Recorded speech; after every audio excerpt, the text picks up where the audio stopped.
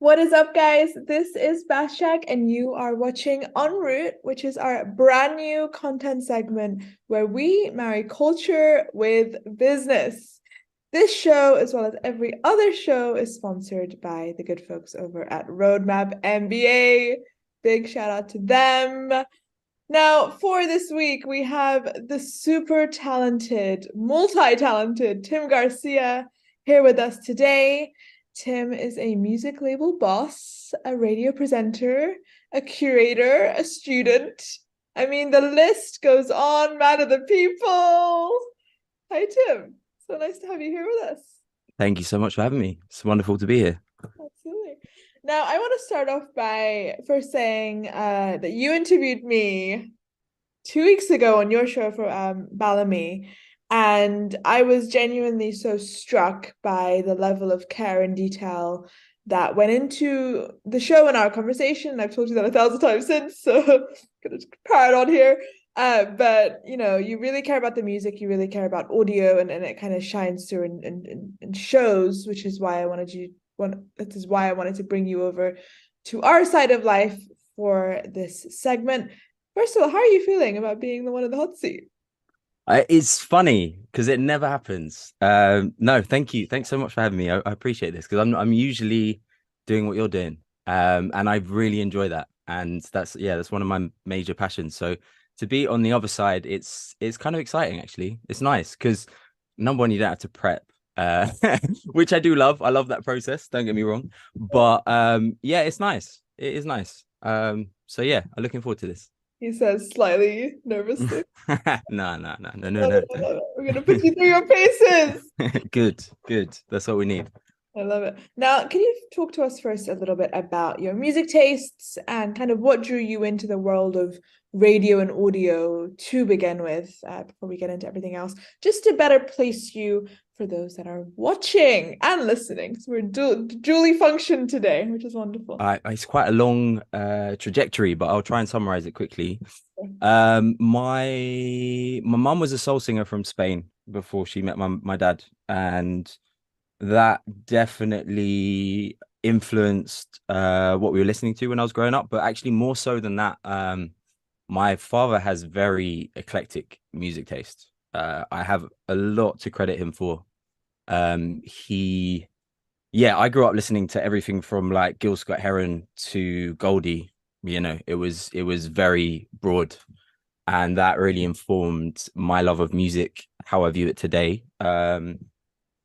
And so yeah, background wise, I guess the first genre that I really got into as a teenager, actually was grime and then hip hop as an extension. And then the way that my mind is, I get quite obsessive about trying to figure out where the root of these things come from. And so in doing so with the hip hop, it was tracing, classic thing of tracing the samples. Where does this come from? That obviously leads you to a lot of jazz, funk, soul, this kind of stuff. And that was a logical progression for me. But then at the same time, when I went to uni, I started as a promoter doing raves, putting on raves with some of my friends, and that was mainly electronic music. So there was a lot of different sounds. Yeah. And then I came out of uni and I was like, I need to work in music. I did a history degree. And I am confused. I was like, what are you gonna do? What are you gonna become a teacher? Or I don't know, what are you gonna do with that? But no, my passion was music, and it has been for a long time. And so yeah, coming out of uni, it was like I just want to work somewhere. So I applied for some internships, and yeah, rest is history, really. That sort of formed my trajectory. I definitely had a direction. I wasn't sure how I was going to go about it, but it was a deep love of discovering and sharing music, which drew me to the radio. So I applied to do an internship at Jazz FM, and they said yes. So I was intern there, unpaid intern for 3 months. Shout out, I've done that. Yeah, working a pub job the other 3 days a week. And yeah, and then just really worked my ass off. I enjoyed being in that environment. I had a few people who mentored me and took me under their wing, saw how passionate I was, and that really helped to sort of ignite that fire inside me for radio and for audio, and being around like really positive and like esteemed, like well-seasoned broadcasters. All day, every day. I was just and like listening to music that I was just like, wow, like Mhm.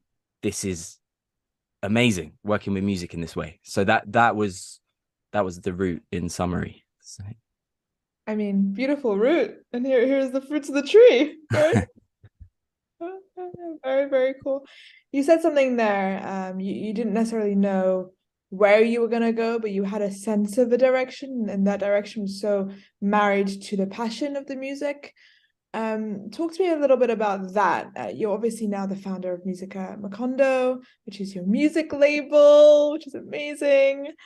Um, why was cultivating your own space in music back in 2019 when you guys launched it important for you, given the exposure you had to these incredible seasoned broadcasters and people and artists? You could have just been another, consumer of the stuff, or DJ or whatever. What was the ownership piece like, and why was that important for you to get a piece of this pie?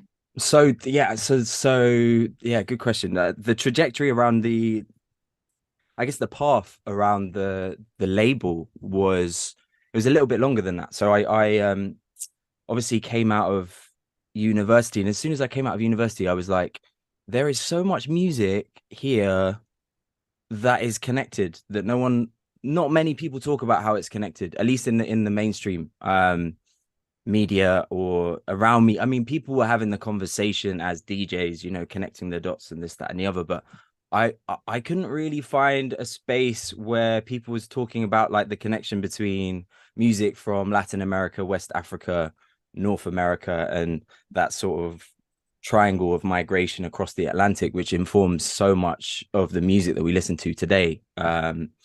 And yeah, tracing the roots of a lot of that music. And there was a logical route there from hip hop for me and into jazz, and then into Brazilian music, into West African music, and yeah, so all over that journey, I was like, I kind of want to highlight this stuff.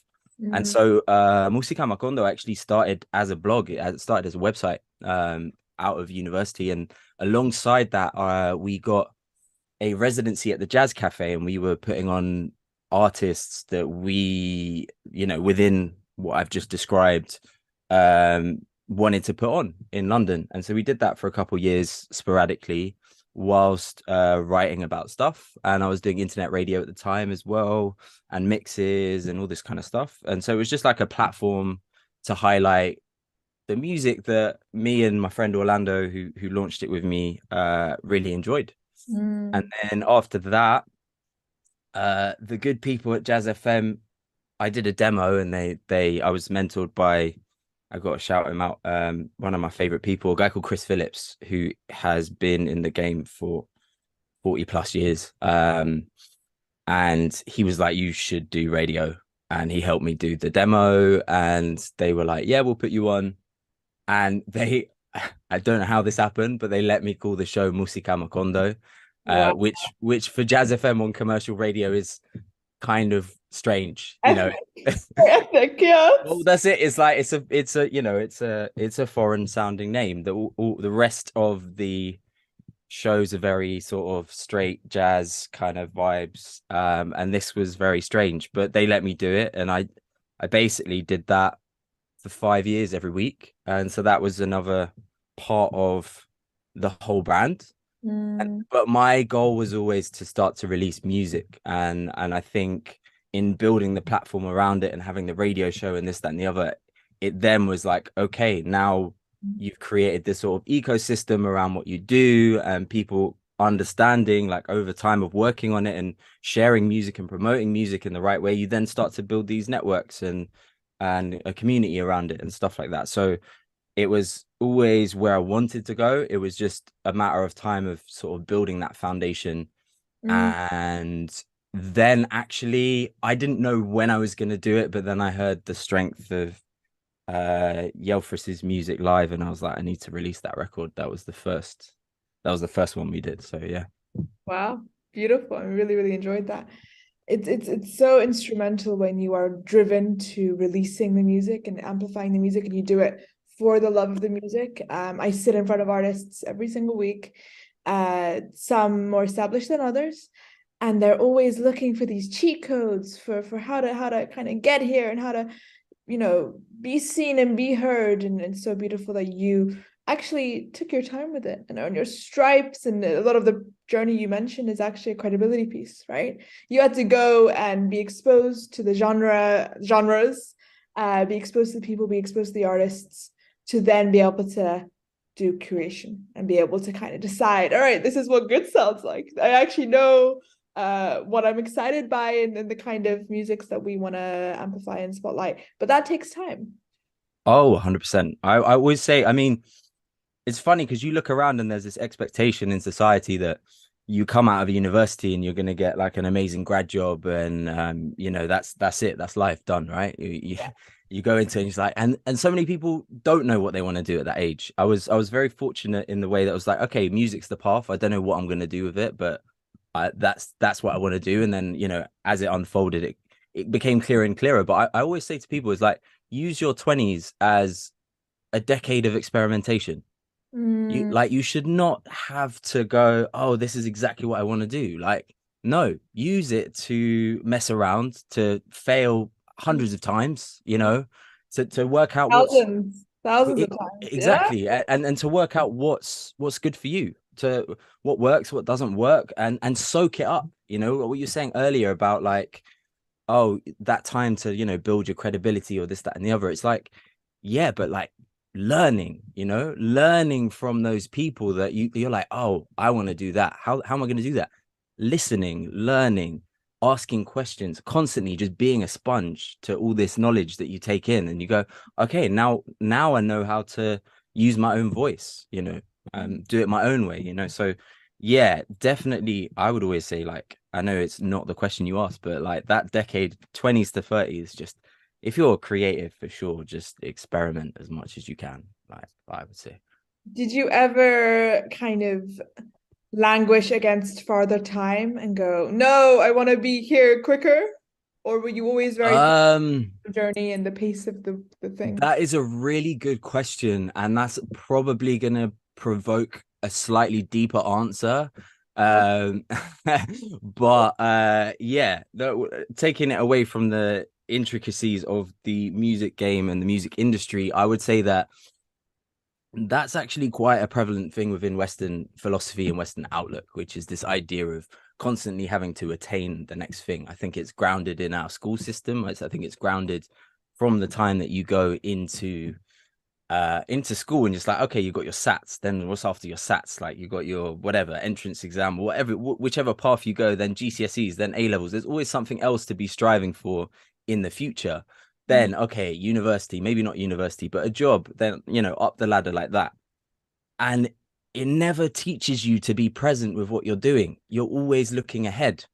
And that to me is like a bit of a travesty, because it means that you have to work it out when you're older, right? So obviously, like, going back to that whole decade of experimentation, yeah, of course, there was elements of me that I'm now happy to say that I've shed. But you get impatient because you look around you, you're like, oh, all these people are doing this stuff and it looks amazing, and it's all online, and obviously online people just share the good stuff most of the time, so it gives you a full sense of reality of what's really going on in the background. And so yeah, of course, there was a lot of that, like, growing into it, and then you realize, actually, like, you're doing what you love, and that's all that matters. you know Have you landed, do you think? have I landed? Good question. I will retort with, I think I was always there. I don't agree with that. I think I would no, I would say, and the reason I'm going to say that is I think I was always there. What I think is this idea of landing or arriving. I think everyone's actually arrived. It's just about removing the blocks in the road for you to be able to realize that. You're quoting the podcast, the other one.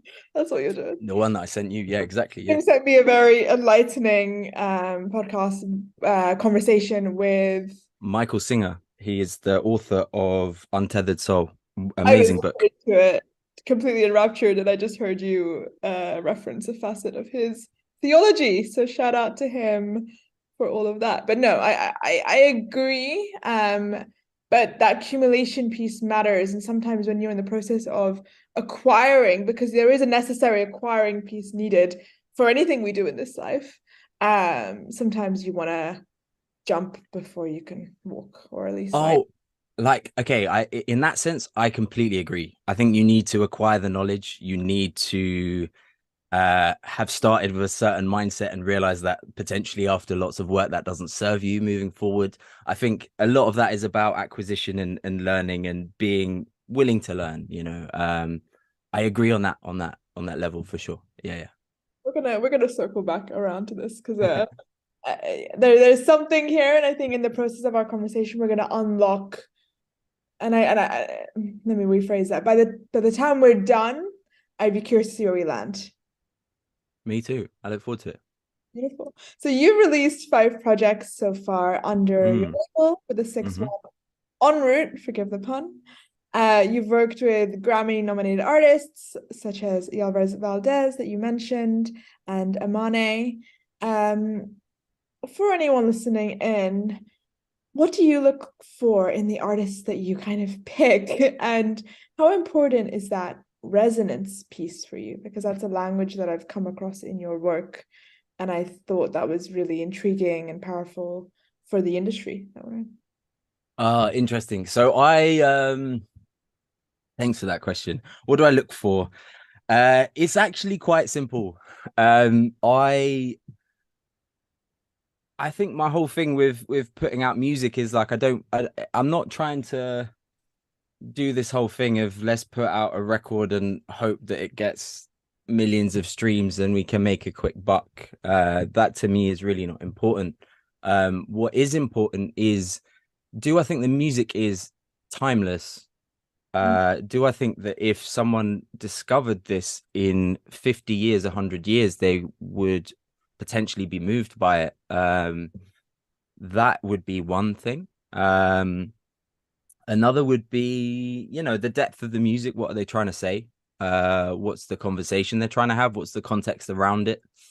Um, and yeah, does it hit me? You know, does it speak to my soul? That's another thing, you know. um but we've done over the 5 projects so far very different projects, and they've all been different musically, in terms of how we've put them out, in terms of systems that we've been using and experimenting with.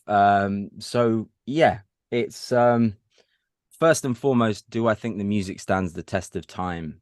Mm, That would be the first thing. And then, you know, obviously, do I like the person, and do you think we can vibe and work together and build together? That's also important. You know, working with humble people and people who believe in their art is you know, for sure. incredibly rewarding, right? Mhm. Um, so yeah, I would say those are the keys. But I mean, the music has to speak to you, right? Like I'm not interested in genre. I'm not interested in sticking to a niche. I realize it's probably easier, you know. But that doesn't interest me. I don't think it's fun. I get bored of not having the variety of, you know, a different project, a different sound, a different story. Beautiful. I mean, what is the central goal then? Because if it's not to make money, and that is honorable to say that, it has to be at least to have as many people listen to this really good fucking art as much as possible, right? So there has to be a commercialization, I would counter, in these beautiful philosophies. Right. So I mean, I just define what I mean when I say I'm not looking to go and, you know, put out the next hit, this, that, and the other, right? Of course, you know, I run a business. We need to make money somehow. At the moment, it's still a young business. It's me working out how best to go about things. But you know, we put out vinyl records. So I started with focusing on that, focusing on the distribution of that, working that out, Mhm. seeing how best to streamline that and make money from that. Um, and then from then on, it's like, okay, I look at the digital side, I look at the streaming, how you can create revenue there. And then after that, it's like the next step is probably I'm starting to look at publishing as well, because you know, things like advertising, TV, sync licensing of films, that sort of thing. There are ways of making all this stuff into a viable business, but what I'm trying to say is I don't necessarily take something on because it's commercially viable. Obviously, I'm trying to find out a way to make money for the artists and for ourselves so that we can continue doing what we're doing. Beautiful. Thank you. Just had to counter that. Now, this entire world can be so exciting, but it does have a lot of its trials and tribulations. You mentioned some of them. We're always just trying to survive in an industry that isn't always so readily available when it comes to advertising or connections or knowing people. A lot of artists start from scratch with themselves in their room, myself included. So, do you have any advice for anyone who wants to build their own collective, who wants to have their own radio show, maybe even their own music label? Does it feel like you've taken the long way home now, or would you have done it this way regardless? Ha, good question. I'm someone who when I'm passionate about something, I will go and do it. I'm not going to plan meticulously. I will just go and start and learn from my failures. That is how I operate. I'm like, okay, that's what I want to do. Let's do it. And then from each one, you learn and you build and you move forward. In terms of advice for other people, what on the music game or on starting a label? I would say let's stick with the label theme. All right, okay, cool. It's hard work. You have to really want to do it. Like, you have to really believe that what you're putting out is important. Because there's so much work around it. It's not just this idea of, okay, you can obviously put out, there are so many different types of labels. You could put out digital only releases and build it up that way, of course. But when you're putting vinyl out, it's like you might find the music, be blown away by the music. And this is why I go, for me, I have to be blown away by the music because there's such a long road ahead once you've got the music. It's like, okay, right, now we got to mix it, master it, package it, send it to pressing. Now you gotta make the child. Promote it. Yeah, it's literally like, Not enough. Now you're like, it's now a we're gonna long raise the child, right? it's a long pregnancy for sure. Until And it's a out long into, life after that. yeah, that's it. So you really need to be passionate about it. That's the main thing. I wouldn't just go, okay, I'm gonna start a label because that's what people do. Yeah. I would really, you really want to share the voices of the people that you're working with, or it might be your own music as well. Do you know what? Like, it might be your own platform to share your own music, and that's also cool. But a passion needs to be the underlying factor because it's a difficult road. It's a very rewarding road. Mm. Um, Mm. it's and I would say that to any self-starter. It's a very rewarding process if you love doing it and you love the learning from it and stuff, but it is difficult. It takes time and you have to have a long-term vision as well. It Mm. can't be like, oh, I'm gonna do this and then get rich quick in a few years or whatever. It's like I think you have to have a long-term vision, but then at the same time, you could just put out a label for a few years and go, oh, that's it. That was that project. Move on to the next one. That's also fine. But I would say to get into it, you need to be passionate because there are so many elements that people don't see. Been beneath the surface, absolutely. And if I can add to that, don't do it if all you're going to do is add more noise into this world, because one kind of pattern and theme that's particularly concerning for me is this oversaturated market that we're in, overconsumption. I even went to see a film today that I mentioned to you offline. That's on its 10th series. And it Mm, should have ended come number 5, let's be real. Like, it's a constant churning of the wheel, and I'm really nervous about the quality of the produce versus the quantity of the produce. Is that something that concerns you at all? Can you speak to that a little bit? yeah. When you're working in music in the area that we're working in, I think it is all about the quality of what you're putting out because that's ultimately what you're going to build a reputation of over time.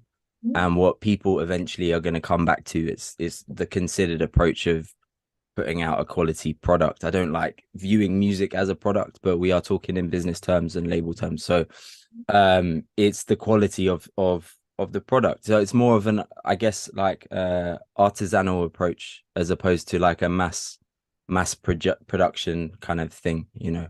Um yeah, that's what I would say. But that's I mean, people do different things. There are so many different approaches. There are in-betweens as well, you know. There So gonna segue us over to another in-between project you are currently working on that I was so blown away by. It's a community project that you're currently building. Tell me a little bit about the Davorio album, if you could, in terms of what it is, how it came about, and more importantly, how this music project is going to benefit the community in which it serves.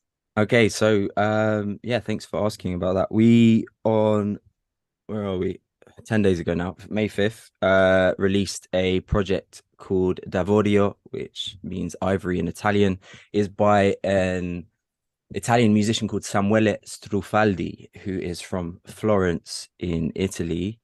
And he basically, what I've been really interested in is how can we use the medium of recorded music to actually create tangible change in communities where the music comes from. Mm, And being someone who is really I really love music from all over the world, right? But then at the same time there's, and I'm going to go down a tangent here so you kind of understand where the background of this thought process comes from, but it's in part why I'm doing a master's in ethnomusicology, but it's to be reflexive of my lens as someone like myself who grew up in London, who grew up in the West, who has certain privileges that other parts of the world don't have. And my responsibility as a label for elevating unheard voices and how that you can work with people who put out amazing music, but also make their voices audible. And in doing so, rather than using a sort of colonial extractive model, you know, the irony is that capitalism is grounded in colonialism, but um, rather than using that, whereby, you know, you're a label from London and you're going into, let's say, Brazil, and you're licensing the music and then profiting from the music to a Western audience and making way more money, and none of the music goes back into Brazil, that to me is not an ethical way of working. mm, And so it's looking at how you can flip that narrative. And so this is the first time we did a Brazilian compilation, the record before this one called Brasil Novo with a friend of mine called DJ Tahira. And we said that if we make money, we will be putting money back into Brazil. So our idea is to we're in conversation with a few samba schools in the northeast of Brazil to send some of the profit back there. So it's more of like a circular model.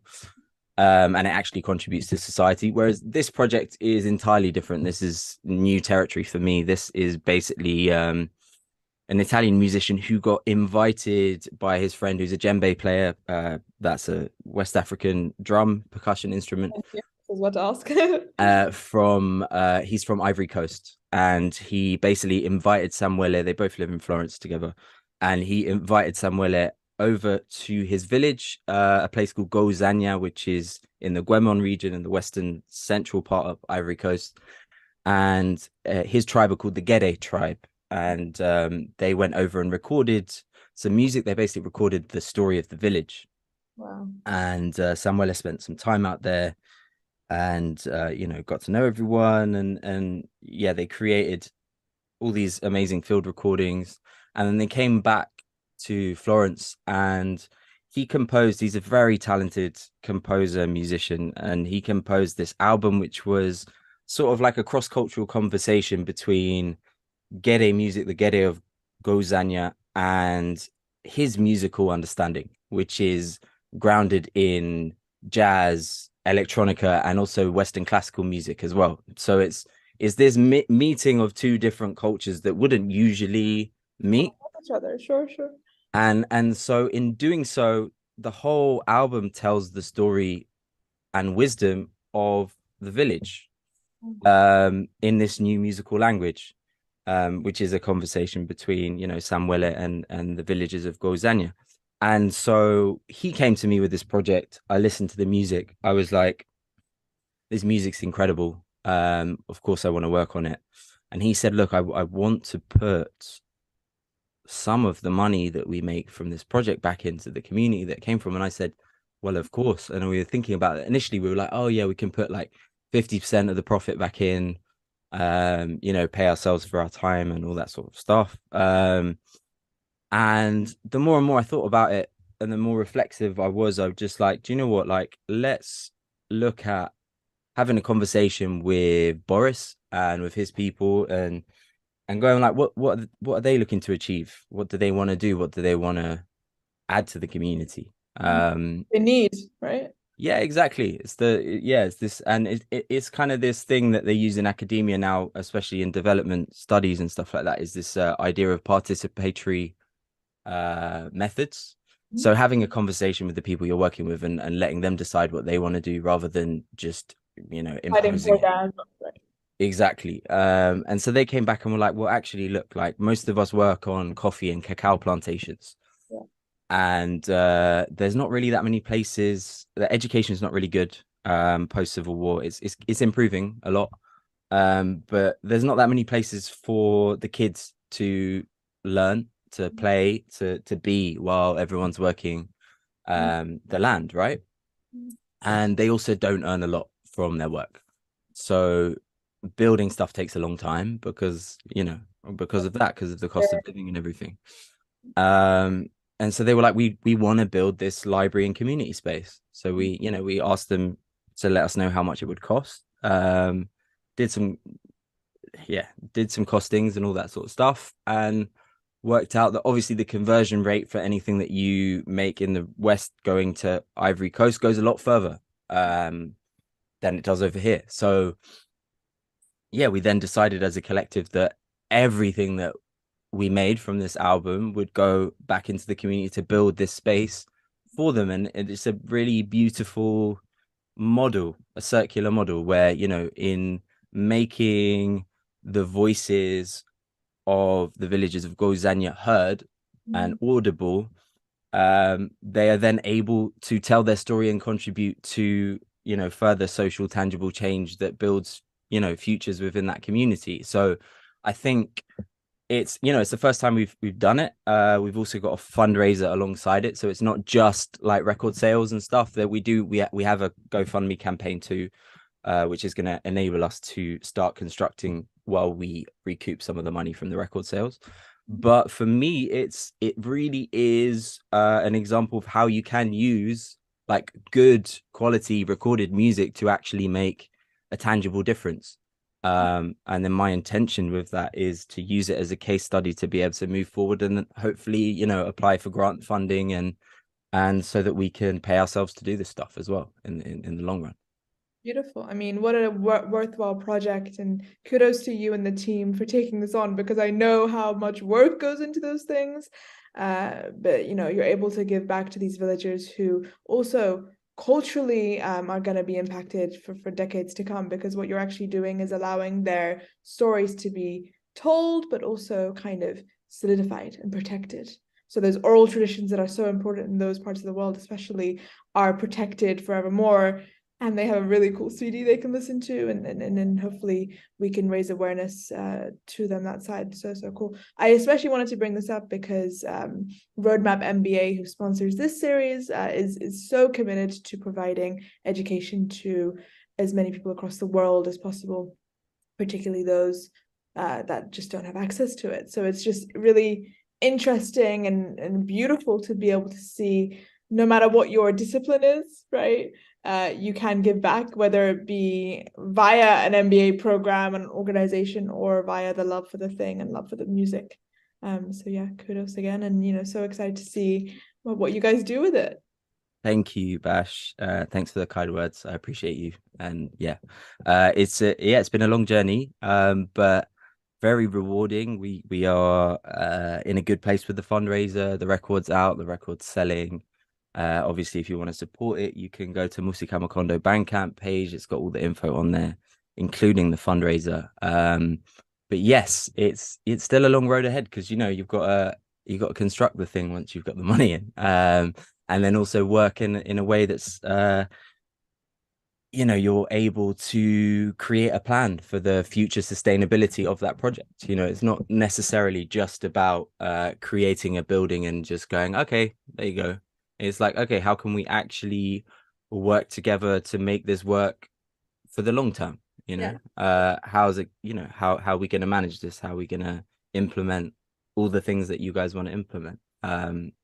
So yeah, it's definitely a learning process for me, but one that I am really enjoying. I love it. I mean, using your music as a driving force for not only enjoyment, but serious social change is everything we are about on this side as well. So if anything we can do to support, we'd love to. Thank Absolutely. you, and thanks for highlighting this. It means a lot to Or us. the email's going.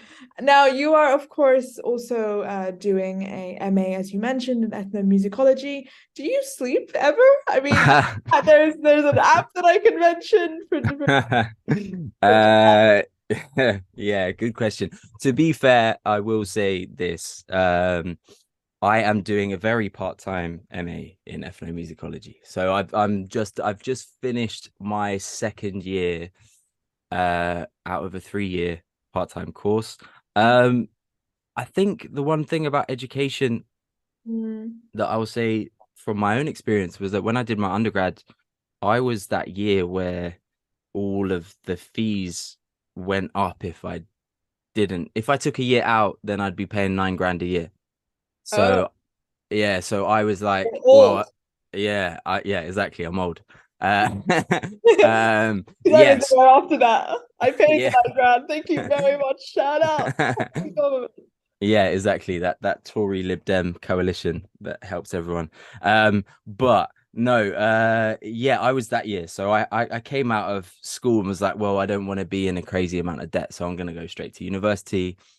As such, I basically chose what A levels I did well at and did a degree in that. And that I would not recommend that to anyone unless you're super passionate about that stuff. It's like I would just take some time to know yourself. I reckon I think is better for people, honestly, like on reflection, do a couple years of work and then do a degree. I agree. I really regret not diving into the world of work earlier, but that was because I was privileged enough not to have to do that. And so I didn't, and then had to learn backwards a little bit.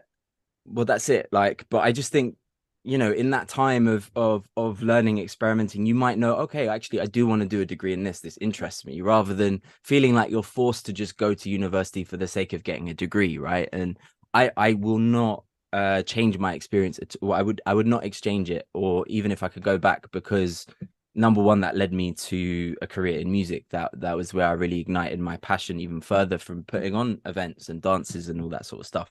But what I will say is, in taking time out of education and then, you know, really, really being passionate about wanting to go back into something, it's like now it's like I look forward to going into uni every time. It's like I'm learning. It's wonderful. It's an amazing space to be when you're really passionate about what you're learning about. And having, taken 8, 9 years, no, 7 or 8 years before going back to education.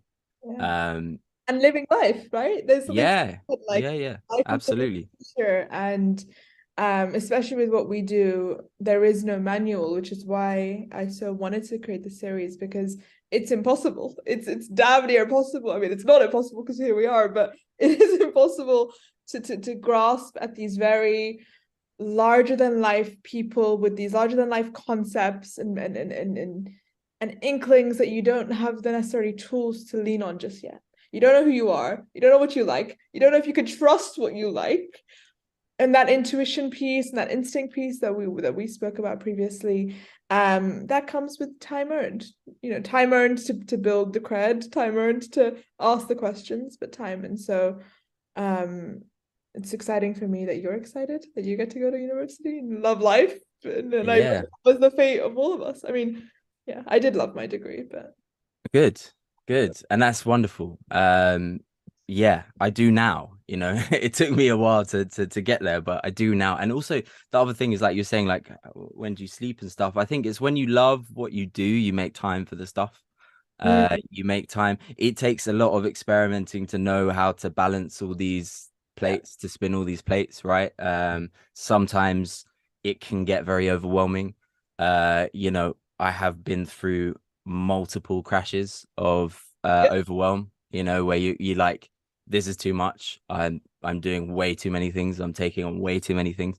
But in doing those things, it's kind of like having a slight mental breakdown, and then At all times. yeah, well, but then you get to that point where you kind of like, I'm doing too much, and it's going back to this idea of, you know, constantly aspiring for the next thing, right? Mm, I was only able to come to a place now whereby I feel pretty present in what I do from having those experiences, you mm, know, from really breaking down and going, okay, only way is up now, and I'm not going to make that mistake again, you know. But I had to do that several times because mm. I am that way inclined. I like lots of projects. I know you are like that too. So Kick it against the yeah. it's one of those things, right?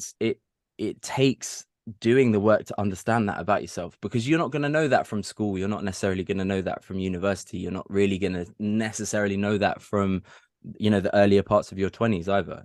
So Mm, yeah, it takes just doing it to understand yourself in that way.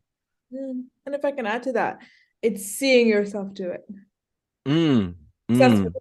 or not, but mostly successfully, to kind of be like, okay, cool. You know, if you start out, for example, to give you guys a more tangible example than these concepts, if you start out in student radio, and that's really overwhelming, and then you go from community, and that's really overwhelming, and then you go from community to national. Like there are some linear processes going on in this world, and if you see yourself do it enough times, you know you'll be okay.